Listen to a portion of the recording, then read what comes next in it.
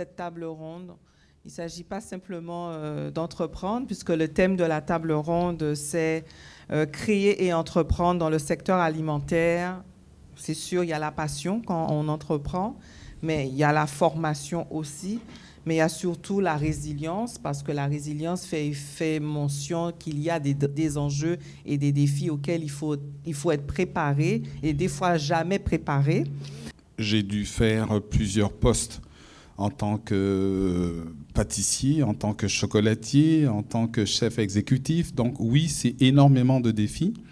Ça implique énormément d'heures afin de réussir et puis d'avoir un petit pied à terre. Ça ne veut pas dire, comme tu le mentionnais, waouh, on va être riche, on fait de l'argent et ça va être le fun.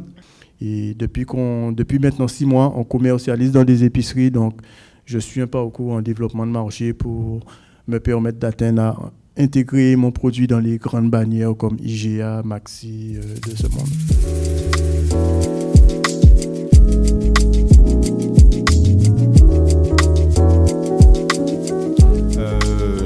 Je remercie toute ton équipe, Sabine, et l'organisation de m'avoir fait cet honneur d'être le parrain de ce salon. Et puis j'espère être parmi vous la prochaine fois. Merci beaucoup.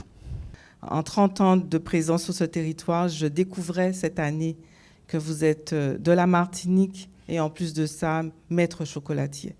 Alors pour moi, c'était tout un honneur de vous donner ce rôle de parrain à cette édition-là. Merci de nous avoir ouvert les portes de ce salon. C'est une première pour nous, le Canada.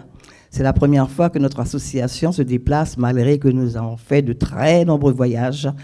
Nous sommes allés dans de nombreux pays. Nous avons eu l'occasion de faire goûter notre cuisine, qui est très, très, très riche.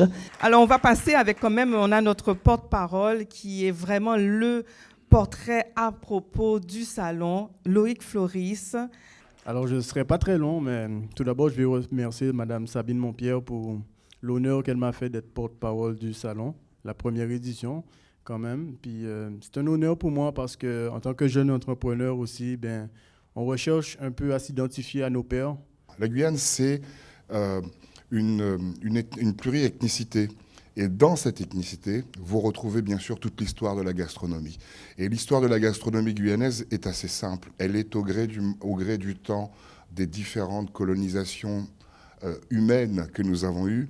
Bien sûr la base, puisque nous avons la chance d'avoir en notre sein l'un des rares peuples autochtones encore vivants dans notre République, c'est-à-dire les Amérindiens de Guyane, qui sont là et avec lesquels nous partageons notre vie depuis plus de 500 ans sur ce territoire. Bonjour, nous sommes Petite Main, entreprise d'insertion, organisme à but non lucratif qui vient en aide aux femmes immigrantes. Nous avons différentes formations socio-professionnelles, commis de bureau, aide couturière et aide cuisinière. 20 sur 20 est une agence d'importation d'alcool. On importe des alcools d'un peu partout à travers la planète, mais on se concentre sur le continent africain et les Antilles. Loïc Floris, cofondateur d'Accra Mambon. On produit des acras de légumes vegan, sans gluten, sans lactose. On a 2 variétés présentement qui sont commercialisées sur le marché, mais nos acras sont aussi bons pour les événements, les marchés institutionnels. N'hésitez pas à nous contacter, on peut nous retrouver sur les réseaux sociaux, Accra Mambon, sur Facebook, sur Instagram. On peut nous retrouver aussi par courriel accramambon@gmail.com. C'est une première qui a eu du succès et nous espérons qu'il y en aura d'autres parce que vraiment on tient, nous, des régions d'outre-mer, à présenter notre savoir-faire, à partager, à découvrir et à être ensemble.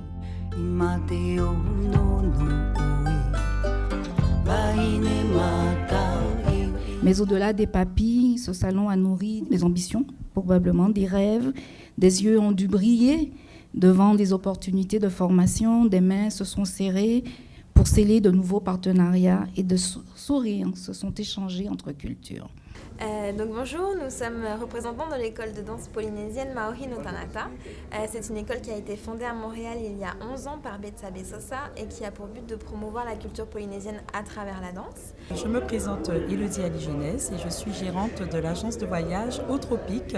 Donc Au Tropique, c'est une agence de voyage qui organise en Guadeloupe les vacances des clients sur nos îles, notamment à travers des hébergements, de la location hors hôtellerie classique, hors tourisme de masse, gîtes, bungalows, villas, de la location de voitures et des forfaits excursions sous forme de package ou à la carte en immersion totale sur l'île. Ici, nous représentons l'Industriel Alliance Groupe Financier. Donc, je suis conseiller en sécurité financière. Mon rôle est de pouvoir accompagner les individus et donc mes clients dans la sécurité financière, dans la gestion de leur patrimoine et de ceux de leur entourage. Oui, effectivement, les étudiants, on les sensibilise, surtout les étudiants qui proviennent de la métropole, mais également des territoires d'outre-mer, des Antilles. Je m'appelle James, a.k.a. DJ Maddox. Je suis DJ depuis 25 ans. Des mains d'applaudissements parce que ça a été très, très apprécié. Il a mis de l'ambiance. Il nous a transportés au pays pendant 2 jours avec des musiques. Ça nous a fait du bien. Il va être là demain. C'est notre DJ pour notre cérémonie demain. Et dimanche, on a notre dernière activité que le Festival du Bokit et des Accra, un événement où on veut encore valoriser notre culture culinaire, notre culture identitaire, contribuer au paysage culinaire et gastronomique du Québec, apporter notre contribution aussi pour mettre de l'avant l'identité antillaise, l'identité des Outre-mer au Québec. Et si vous êtes là avec nous dimanche, vous verrez d'autres robes qui seront présentées. Il y aura à peu près 3 tableaux, 15 robes vont être présentées, commentées